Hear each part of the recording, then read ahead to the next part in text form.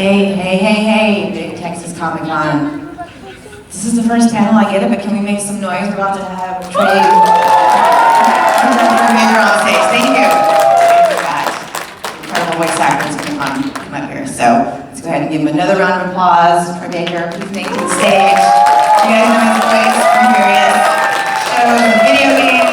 My personal favorite, Booker from BioShock Infinite. So all those things and stuff. Whatever. All the awesomeness. Happy Sunday, everybody. Thank you very much. Thank you, I appreciate it. Lovely introduction. So I'm weird, man. I've spent a lot of time in a lot of panels kind of like telling you guys what's rattling around in my brain, and it gets real weird real quick, kind of like right now. Thank you for the murmur giggles. There we go. But for me, I really want to know what's going on in your brain. So who has questions? That's my cue, bye y'all. Have fun. All right. You got one? Jump up on the mic, man. I want to hear what's on your mind, and then we can just jump into the conversation from there. Come on. What you got? Oh, yeah. Video this, bro. It's going to be awesome. My own guy first. Crush it. Hello, my name is Derek. Hey, Derek. Everybody? We've all been at AA meetings now. Go ahead. My name's Aaron. I'm addicted to anime. I really like your work in Naruto. I'm a big fan. Pain and Yamato, his draconian methods, and his devil stare. It's great. But I was really interested to ask you.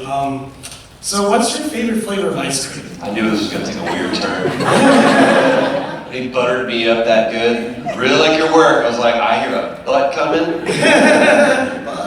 It's so weird, man. I'm going to take that question very seriously. Sit down, creative. It's weird because as I get older, my tastes change. I used to be a Rocky Road guy. I wanted all of it. I wanted to yell, yeah, Rocky Road! And now I'm like this, I don't know if it's just because I'm a dad. Just give me a good vanilla. And Patton Oswalt, to be put it best, he was like, here's how I know that I'm getting older. I don't hate any kind of music.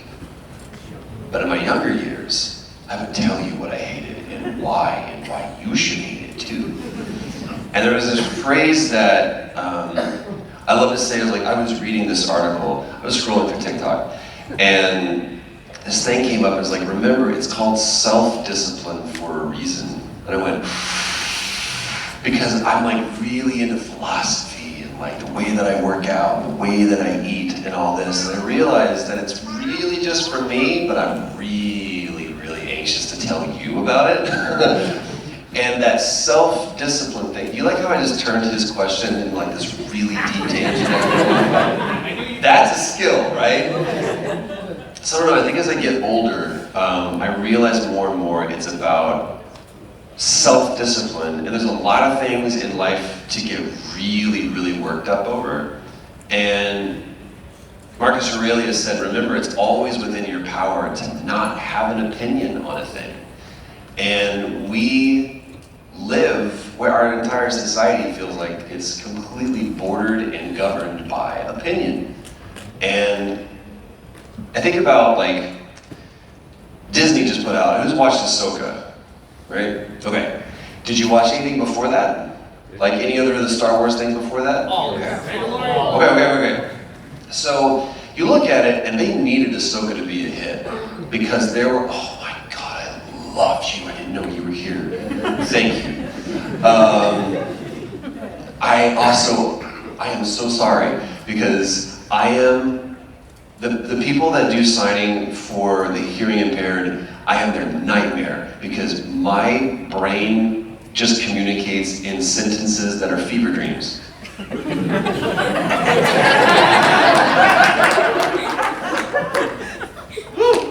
on, y'all, that's amazing. What comes out of my face makes no sense, and it has to be translated into someone going, this guy's an idiot!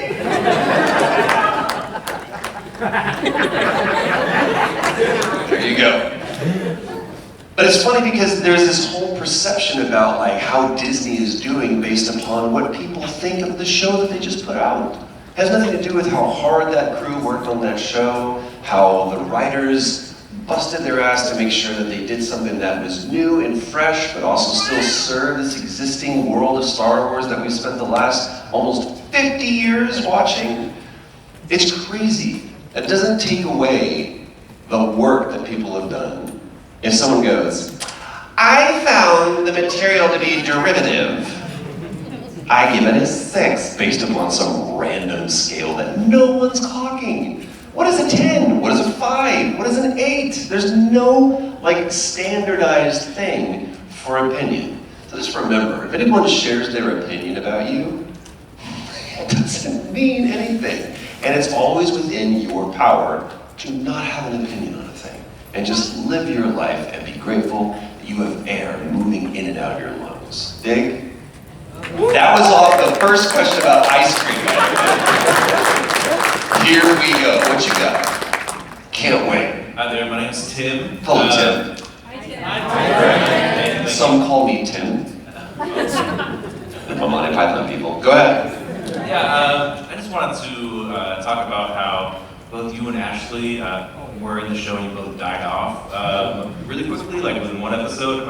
So, can you talk about how come you guys didn't get? I know Ashley, her death was pretty worthy, being the mother of Ellie. That was, Hell yeah! you know, that was a good death. So I get that, but I would have loved to see you guys in more episodes. Is there any other way that you guys are going to be maybe behind the scenes contributing to the show or anything? Absolutely. Blackmail.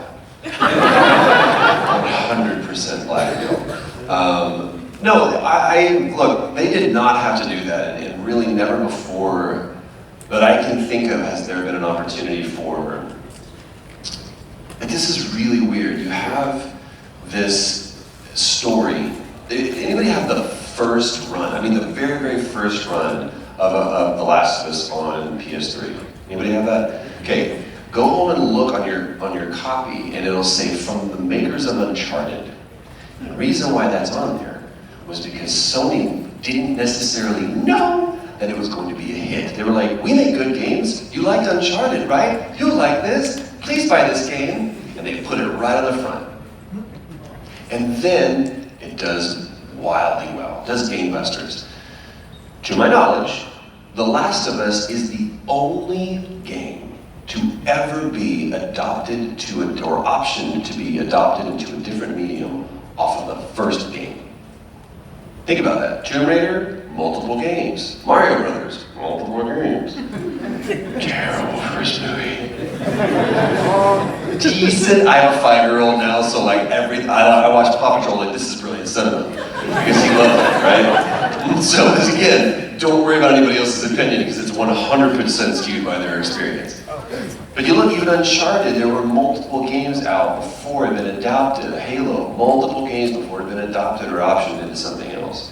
So The Last of Us was the first time it had ever been someone said, right out of the gate, we want that thing to be one of these things. So think about this. This is the timeline. It has to be optioned to be a movie. The script gets worked out, and Neil goes, I don't think this is good enough. And so the option runs out, and now the option expires. It reverts back to Sony. And then, meanwhile, Neil starts writing The Last of Us Part 2. He casts Shannon Woodward to play Dina. And then also Craig Mazin, who's been working in Hollywood as an amazing writer for decades, has this show called Chernobyl that, pardon the pun, explodes. I love that pun. Does really, really well. And it gives him almost kind of like carte blanche with HBO. Shannon Woodward is friends with Craig Mazin. Shannon looks at Neil, Shannon looks at Craig and goes, kiss, you guys should 100% be friends. So, Craig and Neil get together and have breakfast. And Neil goes, I'm such a fan of Chernobyl. Craig goes, I'm such a fan of The Last of Us. Neil says, what are you working on next? He was like, I'd love to take The Last of Us and turn it into a show. Neil says, what would you do? And Craig says, this is what I would do. And he pitches his idea for the show to Neil. And Neil goes, well, I love it. What do we do next? And Craig says, we pay our check, we go across the street to HBO, and we tell them that this is the thing that I want to make next. So they pay the check, they go across the street to HBO. Craig again pitches this idea to HBO, and they go, we're in business, let's do a show. Then they make sure that they attach Neil to the show as executive producer and co-showrunner. That's never happened before. How do you formalize that? You can't. So this whole thing of now we have to adapt games into shows is kind of erroneous because it was so unique, so special, and it all started with we had one hell of a story. No one could ever have foreseen what The Last of Us was going to be. Not me or Ashley or Neil or anybody at Naughty Dog. I don't think you guys could have even seen how much this story would mean to people. So the fact that for 10 years I've been able to be the custodian of this character and experience this story and help tell this story by playing Joel, and then also be able to come and visit with you people and talk to you about my experience and then hear your experience in turn. And then they go, hey, when we make this show, it's really important to both Craig and Neil that you guys somehow are a part, and also that Jeffrey Pierce is a part, and that Merle Dandridge is a part, that the people that helped create these characters are some way connected spiritually or philosophically to this adaptation. It was incredible. They didn't have to do that. And then I get to play James. I thought my death was noble and heroic as well. Hers is way better. She did the best episode of anybody, being Ashley. But then I also got to be in the podcast. And I got to sit down with Neil and Craig and ask hopefully all the questions that people that love the franchise, had never played the game, or had played the game, hopefully are asking, and I get to go, I have a question, what about this? And I learned more about these characters, and more about this story, and more about the process. So people go, I wish they would have involved you more. I'm like, dude, we're busting at the seams involved with this. I got to visit set and see, like, when the huge bloater and that huge, massive horde comes out, I was on set, I'm like, you guys built a neighborhood. And he was like, and we're gonna burn it down. I'm like, this is awesome! You know what that was? That was a taped off area in a sound stage with us wearing performance capture suits, just pretending, and you're actually doing it. So man, there's nothing more that I could possibly ask for. Like this, what this game has meant to me, how it has changed my life, the friendships that I have because of this. There is nothing more that Neil, anybody else owes me. I in turn owe them everything. Because the truth is, I've had a fantastic career. And it's by no means the only job that I've had. And you guys are very kind to say, it's not just The Last of Us, but it's X, and it's also meant something to me. But man, I will forever be in debt to Neil, because he was the one who scratched my name off at first, but then gave me a second chance. And then he circled me, and then just by that wave, I got to be here in front of you, otherwise I'm not. I don't know, man. I don't know how I could possibly be more grateful. That said, I want to be in the second season, and I'm going to blackmail the hell out of it. Thank you. Cool. All right. What you got, homie? So in The Last of Us 1, in the deleted scene, what would you call the song at the very end? What? The deleted scene. Talking about the musical? What would you name the song? Oh, what would I name this song? I thought you said sock, and I was like, bro, what do you know that I know? You need to stay away from some corners of the internet. Just watch your Google searches, homie. Oh my God. What would I call the song? I hate titling things. This is me vamping to come. Get your phones down. I was like, watch them fail. What would I call this song? The Rhapsody of Joel. No, let's keep workshopping it. Let's see. I would call it the Miraculous Medley. I would call it. Here, you want to know a funny story? This is how I get away from his question. I don't know what I would call it. What would you call it? Yeah, right. It's like put me on the spot. So get this funny story.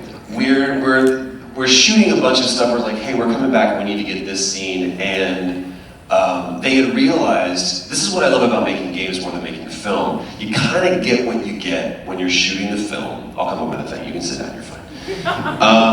you kind of get what you get when you're shooting a film, right? And then somehow in editing, you can maybe make some things work, or you cut around it, or you just do special things to kind of hand wave the fact that you either did get that shot, didn't like the angle, or you didn't get that shot at all. And there's some amazing stories throughout cinema and TV about editors finding pieces of movies or of scenes and putting them in to help make a scene work. But with games, you're like, hey, we've got this thing in engine, people have been playtesting and it's not working. And we realized that we needed it a little bit more in that scene where Joel breaks into the hospital room and gets Ellie out. The problem is that we were just picking up a bunch of Joel stuff. We didn't need Ellie that day, so Ashley wasn't there. But the one day out of 2.5 years of filming that my wife goes to set with me because she wants to take some pictures. And there's one shot that I need to get it for my wife. There's one shot that she took from behind where I'm in my mocap suit and it's me and Neil, and it's a shot from behind and we're having a fight, like we're arguing about something, and my wife captured it. And it's one of my favorite moments because this is why I love Neil so much and why he and I are friends, is because we've been able to argue because we both care about this so much. And he hears my argument and I hear his. It's my favorite pictures. But my wife is on set and they're going, we really need to get Ellie in this scene and we just don't have anybody that... Pam, how tall are you? She goes, oh no. So if you go back and you watch that video, you'll see the person that's in the mocap suit is not Ashley, and it's my wife, who is doing her best, that when that whole thing goes down, she's just convulsing because she's giggling so much. She's like, don't break the scene. That's all I gotta do is don't break the scene. So that's a little tidbit for you that most people don't know. That's my wife in the suit that is actually stunt playing as Ellie. So there you go. I have to come up with a name for this song. Do your job, internet. What about you? What you got? I was wondering, when you went back and played all those games for Retro Replay, what was your favorite to go back and revisit? Let me tell you something. I love Nolan. And I loved every episode that we did. Did anybody watch this Retro Replay? A lot of fun. We had a lot of fun. There was a rule that we had, that was an unspoken rule, to where we didn't get off the couch until we learned something about the other person. And one of my favorite episodes, nobody knows this, one of my favorite episodes is one of our worst episodes. And I loved our Die Hard episode. Our Christmas episode was so much fun. I felt like we did some goofy things and fun things. But our Call of Duty episode is one of my favorite episodes because it was our worst episode, and Nolan and I got in a genuine argument on the episode. And I was so grateful because I was like, let's show people this. Let's show people that this is all real, it's not scripted, that you and I are friends and we can fight, and this is frustrating, it's process. I think people really want to see that. And Nolan disagreed. He was like, that's not why people are here. And it was a great opportunity for me to see that Nolan and I, as good of friends as we are, philosophically just disagreed about what we wanted to do there.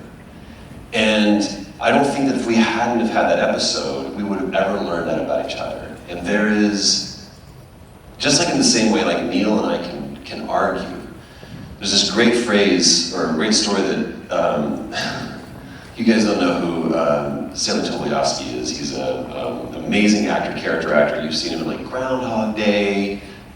He played Sammy Jenkins in Memento. He's been in just a bunch of stuff.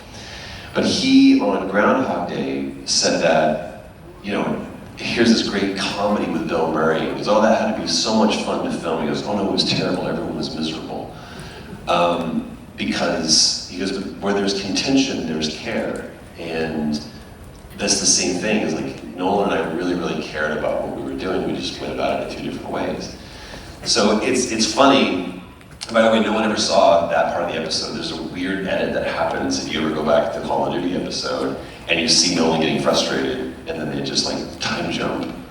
And then it's like, da-da-da, and like we kind of hand-waved over this whole thing, but there was like, it's kind of like that scene in Contact where it's like, all we see is you drop, you know, the whole thing is like, but there was 32 minutes of static that was recorded. No one's seen that movie? No, you know what I'm talking about? It's like, what we didn't see was that there was 32 minutes of static that was recorded.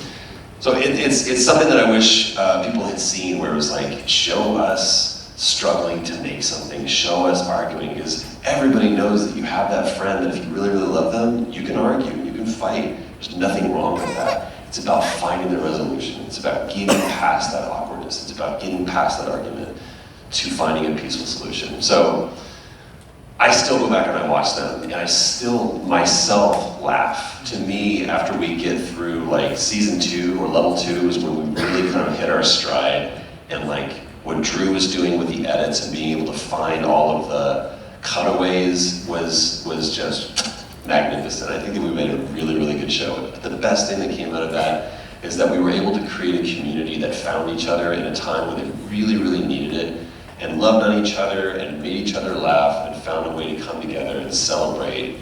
And that to me is something that is the power of games. It's what game does more than shows, more than film, more than anything, because we can experience them together. So I'm grateful for every episode that we had. Thank you, dude. Great question. Yes, let's go, bro. I am so ready for a game. Like I would kill to have. I would kill for. Anyway, continue. What do you got? Sorry, I'm a little sorry. You're crushing it. One thing I wanted to ask was, what would you say to someone who wants to get into the voiceover business, whether it's doing anime, Sure. Video games? Like, what's your advice to a newcomer who wants to start off on a promising career for the voiceover? Dude, this is the the entertainment industry. Absolutely. in general. This is the question that gets asked, and I am always grateful to answer it. Who here wants to be an actor? Okay, great. Dang. Here is what I have learned. Everybody that you'll see out on the floor that is somehow in the entertainment business has found a different path into it. So there's not one formalized way to do it, which is comforting, because that means that it is incumbent upon you to be able to find your own path. The one common denominator I would say above everyone, that I would challenge you to disprove this, is that at some point in everybody's life, they had to be brave enough to fail. They were met with an opportunity that went. You ever seen Indiana Jones and the Last Crusade, where it's a leap from the lion's head, right? And he has to do this without the knowledge and the comfort of anything being there. He's just believing that it's going to be there. Everybody had that moment. I have had my moment. It is not an easy career, and it is not and should not be safe. If you are in a safe environment, what kind of art are you making? And you think about all of the games, shows, movies, paintings, sculptures, all of the pieces of art that we revere and venerate and are inspired by. They were done on the cutting edge. They were done with a shoestring budget. They were done right under the line. They were done under the worst circumstances. They were done when people were sweating over it. They were done after years of toiling with no one paying them. Art is not safe. It is dangerous. It is violent. It is chaotic. And that's what it's meant to be. The more we homogenize it and the more that we make it safe, the more that we make it a derivative of what it's supposed to be. So if you're trying to find safety and comfort and guaranteed and all of that, wrong gig, babe. Wrong gig. There are so many other ways for you to make money that you can be guaranteed and be safe. But if you're down for a little danger, and you're down for a little chaos, and you're down to suffer a little bit, you will make art, and you will make the art that inspires people to go make their art. And I can think of no better legacy than to inspire people to make art, to somehow find a connection to another human that speaks to the overall human condition, that moves someone to go, that's how I felt, or that's exactly what I want, or I dare, or I dream to have something like that. Versus, yeah, I mean, it did okay. That's safe. When you just look at something and go, did it move you? Did it speak to you? Did it challenge you? No. It's all of the, man, one of my favorite stories is, there's this sculptor who, every day, going from his apartment to his studio, passed by this church, and inside this church they had covered the floors, the walls, and the ceiling all in marble, like the purest, most perfect marble. And he would pass by, and just on like the backyard, basically, of the church was this huge chunk of marble that had been rejected because it was flawed, it was imperfect. And he goes, can I have that? I'm like, no. No. He goes, please. He said, no. And you don't want it.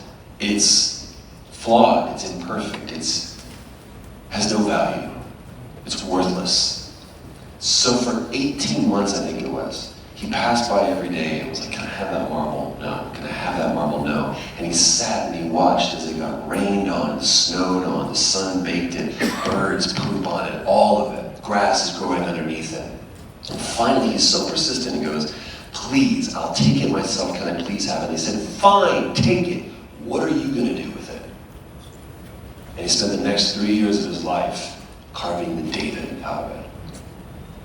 And he did the impossible. That's not safe.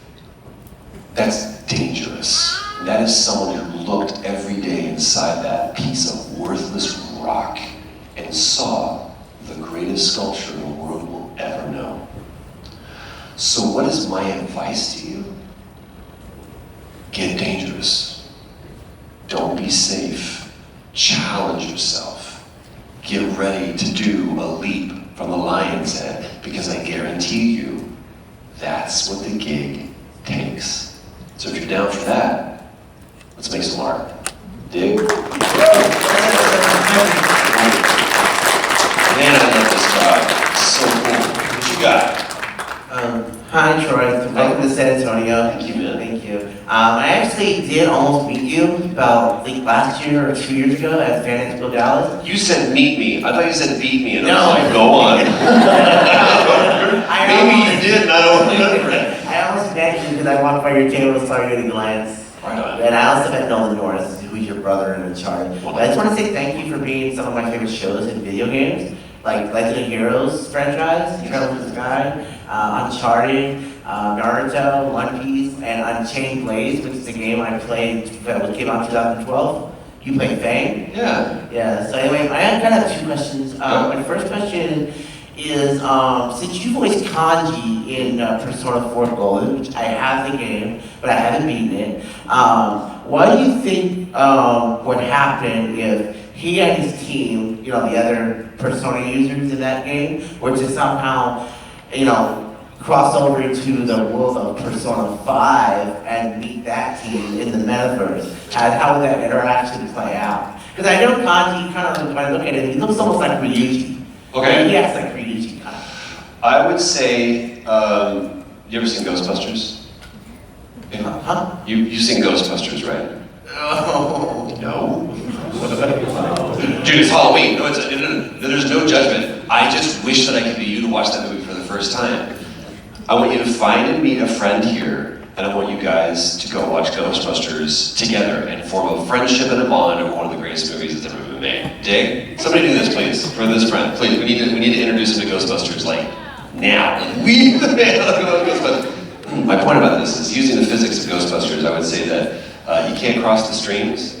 And you'll understand what that joke means once you see this movie. I think that you're, what platform do you play Persona on? Me? Yeah. I have it like On for Switch? Switch, Vita, PS5, PS4. Okay. I know for a fact that on Switch, if you were to do that, it would break the French. It would Golden, just I have it on Vita. On Vita? Yeah, PS Vita. Well, rip that Vita. So, way to go. I love that PlayStation always goes, no more handhelds. We're gonna make a handheld. No more handhelds. We might make a handheld. No more handhelds.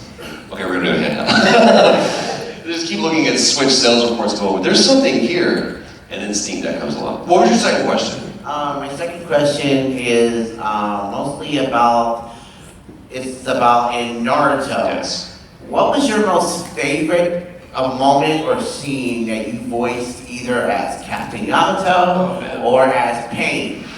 And like your favorite line? Favorites are really hard for me. Yamato was so much fun because I was a huge fan of Naruto to begin with, and then Mary Elizabeth McGlynn was kind enough to cast me as Yamato, and I got these funny, wacky, comforting moments where it's someone that I really didn't have in my life. I didn't do sports when I was growing up, and so I didn't have like that coach in my life, and so for me that's kind of always what Yamato was. It was who I wished that I had. It was someone who was patient, someone that would push me. But that was also, could see the power that I had, the potential that I had, and was terrified of it. But with Pain, it's one of the greatest characters I've had the opportunity to play because he's not a villain. And without doing the trope of, you're not so different, you and I, he really serves to show Naruto what happens if he goes full Ninetales. Like, planetary devastation is exactly what Naruto is capable of. And the only difference between Naruto and Pain is a choice. And agreed. And that choice is something that there's a decision that Naruto has to make, and I think that Pain represents the fate that awaits him if he makes that decision. And because both of them have suffered loss, both of them have suffered pain. One of my favorite lines in the whole thing is like, what about my friends, my family, my village? And that to me is, so whenever you can find sympathy for the devil, whenever you can find empathy, that's a good character. And that whole huge fight that lasts 3 episodes is incredible. But the truth that Pain expresses in that, to me, is so relatable and so tangible. That's been incredible. So while Yamato is something that's very, very near and dear to me, Pain as a character is something to be studied. Because they did a really, really good job. And that's something that applies not only to the original Japanese, but also still translates to me to a Western audience. And that is a true feat. Because there's a lot of characters that don't necessarily translate to a different audience. But Pain definitely did for me. Well, my favorite parts of Yamato are mostly when in the end, I mean, I don't know if anyone's seen like the last episode 500 is where he's like in the background chasing after, was it the snake guy, Orochimaru? Yeah. They have a scene and he's in the background. Well, Yeah. don't spoil it for people if they haven't I'm watched sorry. all 500 episodes of the show that came out 15 years ago. And well, one of my favorite lines is Yes. Wood style, Earth style prison. Woodstock was one of my favorite. I still do that. If people don't know what Naruto is, he's being framed. right on. If I just yell out the word wood style in public when people don't know what Naruto is, it gets really weird. Dude, thank you, man. Great question. Thank you for being case closed also. My pleasure. My pleasure. Thank you. Thank you. What you got? You can do this. I fan of you. Thanks. See? That's what we need to hear more of. What you got? So, I'm wondering, what is the most embarrassing thing that's ever happened to you? Right now. This moment right now. What's the most embarrassing thing that's... You know, it's funny because there are moments that I look back and go, oh boy, I wish I could just have a little Kit Kat moment and go back and rewind and do that one all over again. Too many to recount. There's moments that I've had in front of celebrities that I'll never forget. I was Carl Urban was a buddy of mine, is a buddy of mine, and he had rented a house, beach house in Santa Monica, and we were hanging out, and all of a sudden Viggo Mortensen walks in, and I just I just can't keep it together. And partially because this was bottle 3 of wine, so we're all feeling a little loose. And I don't know what I said, but it was enough to warrant a kick under the table from my girlfriend and for me to go, what? That's not a great moment. That's not a great moment in front of Aragorn. So that's one that I would take back. But the truth is, there's this wonderful quote in Star Trek 4. I'm going there. Where Kirk says, what do you want to do? Take away my pain? Make me rethink every decision I've ever made? Turn left when I should have turned right? I need my pain. My pain is what makes me who I am. And I would not, even the most cringe moments, the ones I look back and go, ooh, I wish I could do that all over again. I wouldn't take them back. Because somehow that choice has led me right where I'm at. And I'll never forget, I challenge everyone to find whatever this is for you. But have you ever had to break up with a friend? Okay, it's horrible. Like breaking with a boyfriend or girlfriend, whatever. Because you look up and you go, there can only be one. It's kind of like Highlander rules, right? But when you have a friend and you go, I have unlimited slots in my loadout with friends, but I'm choosing for you not to be one of them. That's a real hard gig. And I had to do that in 2016. It cost me everything. It cost me my whole friendship circle, and it drew this dividing line in the sand where it's like, you're either with me or you're not. And nobody crossed over my line. Everybody stayed on the other line. And it was really, really hard. And I'll never forget, it was 2020, where, so 4 years into this, and I'm driving to our grocery store that's like 4.5 minutes away. And I'm passing underneath a light, and I made the light just barely, like as I was passing underneath it, it went from yellow to red, right? So I mean, just illegal but questionable, dubious traffic decision. And I thought to myself, like, wow, I wonder what would have happened if I had stuck at that light, stayed at the light, not gone through it, or what would have happened if, a car had been coming through, and you do that whole what if thing, And I started thinking about rewinding a bunch of decisions that I've made in my life. And I was like, wow, if I hadn't done that, then I would have done this. Well, if I actually wouldn't have done that, then I would have done this. And I drew a line all the way back to that breakup with a friend. And I realized that if I had not had that conversation with that person, then my wife and I wouldn't have gone where we normally go, which we would have gone to Big Bear for Christmas. And then we wouldn't have gone to where we did go, which is we went on a vacation by ourselves. And that's when I started realizing that there was an emptiness that I had in my life that didn't need to be filled by friends, but maybe I could be a dad. And so then my wife and I started trying to get pregnant, and then I realized that if that moment had shifted by a day, I don't get my son. And in 4.5 minutes, I had this huge revelation, and I cried, and I was like, I have to love it. I have to love that moment of pain. I have to love losing those friends. I have to love that tragedy. I have to love that, because otherwise, I don't get my boy. And the truth is that, as funny of a question as it is, there is no point in regret. It buys you nothing. There is no point in hate. There's no purchase to be found with it. And if I can love where I'm at now, then I can like my past, and I'm no longer scared of the future. This is all that matters. And Alan Watts had this great phrase where he says, the past is sacred because it's sealed, it can no longer harm you. There's nothing that it can affect you. Because you can now distance yourself and look and go, that happened, it's not happening, it happened. So those cringeworthy moments, man, they make me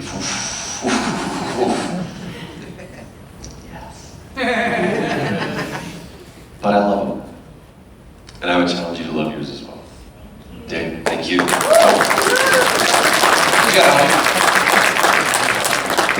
question is, like, with the success of the Last of Us TV series,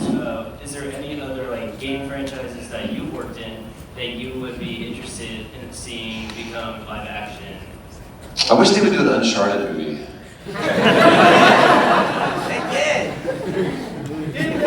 Did they? I'm not gonna talk shit. It's hard making a movie, and I think that there's a lot of challenges to adapting something to a different medium. Yeah, man.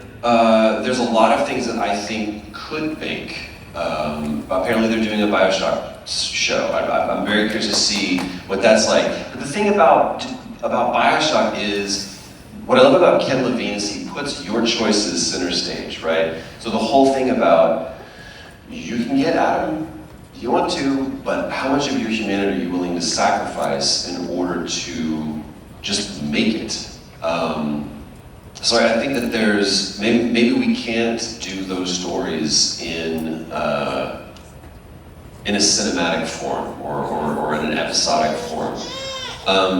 To me, there's a lot of comic books that I love to see. There's a lot of novels that I love to see adapted into games. I would love to see more shows being adapted into games as opposed to games being adapted into shows. Because we have all had that moment where watching a film or watching a show going, I wouldn't have done that. Don't do that. And that is our natural evolutionary response of wanting to connect with that material more. So to me, while I love watching a show, while I love watching a film, I love being on the stick. I would much rather be choosing and making choices and affecting the world more than I would just being observing it. I love The Bear. If you haven't watched The Bear, it's incredible. It's an amazing show to watch. And I don't want to play that. I don't want to do a cooking simulator, I guess. Or how do I get out of the, anyway. If you haven't watched it, I'm going to spoil it for you. But I would rather see some shows being truly adapted well, and not just like a movie tie-in, but something that is maybe exploring some of the corners of shows that we love so much. But I also definitely want a Daredevil game real bad. Real bad. Because we play games because that character can do something that I can't. What happens when we can do something the character can't? What does that look like mechanically? So I think it's a huge challenge. So that's what I love to see. Great question, man. Thank you. All right, we have 15 minutes left. What you got? Is this fun, by the way? You guys having a good time? Okay, cool. Making sure. What you got? Kind of already answered my question. No, next one. I've been waiting on a while. It was actually, my question was about like how you handle regret. Like in your career, like you've had such a long career, and obviously you learn a lot. So like, do you ever look at things from 20 years ago and you're like, oh gosh. Yes. Or 20 years ago. Last year. Or like, oh well, I can learn blah blah blah. Or do you dwell on it? Like, Can't. You can't. There's stuff. Lou Diamond Phillips is here this weekend, and Lou, I owe so much to that man. He took me under his wing and gave me some of the best acting device. There's an acting device. Push this button and you can act.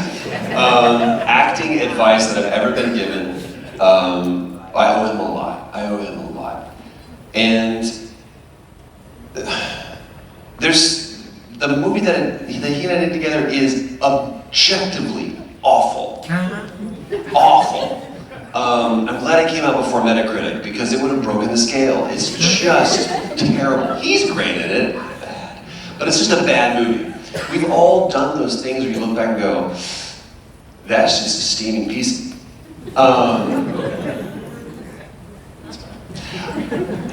But we need those. My successes have taught me nothing. My failures are my teachers. Those are the ones who go. We were having a conversation last night. I was like, there's several stories that I have, especially early on in my career, where someone went, that was great, don't ever do that again. And I think, again, it goes being brave enough to fail. It's like, you gotta let go of this vine and reach out for this one to catch it sometimes. And in that process, you're like, wow, you just did something that was dangerous to yourself and others. So you need those failures. So I look at those and go, here's a great story. My agent, this is before I was, quote, anybody, right? I didn't have the credits to my name. But there's some advice that Lou gave me when we first started, literally my first pilot that I ever did. And he goes, I said, let me ask you a question, man. At what point in your career do you go stop? I was like, I haven't finished my question. And he says, you're already wrong. Because what I hear you saying is that you think at some point in your career, you will have arrived. And I'm telling you, you never will. But if it's something that you believe in, you ask for it from the jump. But it better be something you believe in. And it better be something worth asking for. So I held on to that. And I get this call from my agent, and she goes, I have an opportunity for you. And then she says the worst words constructed. Thank you very much. I appreciate you guys, seriously. She's like, I'm done with this guy. So she says, I have this opportunity for you, and then she says the words that are just the worst ever for an actor. She goes, there's someone that wants, you can do scratch VO for an animated feature pitch. So it's not even a thing that's definitely going to be made. I'm 100% going to be replaced. And she says, but, you have nothing going on Tuesday. And I said, well, how much does it pay? And she says, it's terrible. It's like $350. $350 is better than sharp, poking the eye with a sharp stick, whatever. But I said, you know what? She goes, I don't think you should do it. But, you have nothing going on Tuesday. And I said, tell them I'll do it, but I won't do it for that rate. She goes, they're not going to go up. And I said, I don't want them to go up. Tell them I'll do it for free. And she goes, I can't advise you to do that. I was like, I'm not asking you to, but I'm advising you that I will do the job for free. She goes, okay, be there at 1 o'clock. And so I show up and I go in the studio, and this guy meets me. He's not wearing any shoes. He's wearing just like, sweatpants and t-shirt. He's got tatted out and a shaved head. And I was like, hey man, Troy's like, dude, thank you so much for coming in. I really, really appreciate this. You and I have actually worked together on some trailers before for Call of Duty, and I thought, maybe you could do this. Thank you. I have so much fun with this. He goes, we've got Ron Perlman and Paul Giamatti. This is for a thing called The Goon. It was like 30s comic book? He was like, yeah, so we're adapting that into a feature. And it's like, I need you to kind of spot their stuff for us, and we're gonna get them later on, and then maybe some other characters. So I sat like for an hour or two and just did every voice I could possibly come up with, and left my voices just thrashed because he was screaming. And he goes, thank you so much, man. I really appreciate you doing this. And it's like, anything to sign? He goes, nothing to sign. I'm doing it on the arm. Appreciate you. And I left. Cut to 12, 13 years later, easily. And my new agent gets a call and says, your request for this show for Netflix called Love, Death, and Robots. And the producer would like to bring you in for the lead role on this character. And it's a new director that you've never worked with before, he's never worked with you, so he's asking you to put yourself on tape. And I go, okay, yeah, put myself on tape. Great, they love it. They want you to go straight to callbacks, meet with the director. I was like, awesome. And then right before my callback, like literally 3 hours before, the casting director says, there's a second scene that the director is requiring you to put yourself on tape for. And I'm like, I'm in the middle of a job now. I gotta drive across town. No. Well, if you're not willing to do it, then you will not be meeting with the director. I said, then great, I'm not gonna be with the director. But I can't do it. I don't have time to do that. So I can happily show him that second scene when I get there in front of him in 2 hours, but I can't put myself on tape. Call back, we'll see you at 5. Okay, great. The producer that called me in, that I did the job with the Goon for, was a guy named Tim Miller, who was the director of Deadpool and also is the showrunner for Love, Death, and Robots. And the director that I was going to meet with and I subsequently got to work with and have even become friends with was David Fincher. So, it shows me that advice that Lou gave me all those years ago is the best serving advice. You better believe in it, but if it's something that you believe in, ask for it from the jump. On paper, terrible decision. going in to do scratch VO on an animated feature pitch that I'm absolutely going to get replaced for, and I'm doing it for free, paid dividends that my future self can never possibly believe in. But what was most important to me is showing them, you can't get me for that much, but you can't get me for free. I will happily help you, but I won't do it for that much. And I believe that there's something powerful to projecting your own, not value, but your worth. And here's the difference between the two. Value, the value of gold goes up and down, constantly, every day, it goes up and down. Whatever the market is doing, gold is worth this much, now gold is worth this much, now this gold is worth this much, now it's worth this much. But the true worth of gold never changes, because it was an element that was born out of an exploding star, and it is the greatest conduit for electricity. It transmits electricity better than anything. That is its true worth. So don't worry about your value, what the world perceives you to be. Only care about your worth. Dig? I got time for one, maybe two more. What you got, homie? Hi, first of all, you're the best. And off to a great start. So I've been playing some Batman games recently where you've been voicing. I also been watching some of the animated movies. So have you ever met like Kevin Conroy or Will Arnett or anybody else that's voiced Batman? Yeah.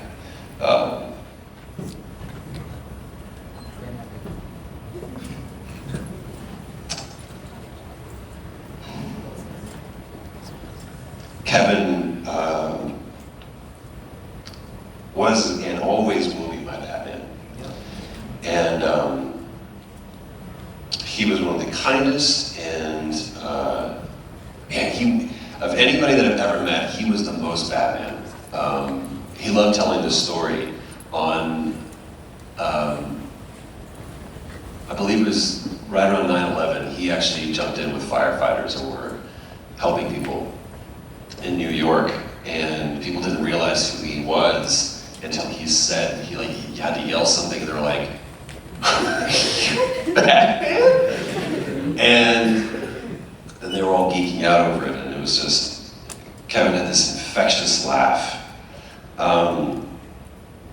And there's those moments where, I know you guys line up, and whether it be me or anybody else, there's this moment of awkwardness where something that we've done meant something to you, and it makes you feel awkward, and like, we don't know what to do. It's a weird commerce of all of us, we get it. I had that moment with Kevin, and I'll never forget the first time I met him. I walked in, this was on Arkham City, and they have us set up, and apparently this was the day for marketing, so there's like cameras and stuff, and so Kevin's in there, I'm in here, and I walk in, and I've got 2 lines or whatever, and it's nothing. And he's got this just tome with a script in front of him, because right after me is gonna be Mark, and they're gonna do their banter back and forth. Cameras will be rolling on that, but from now it's just he and I. And we're about this distance.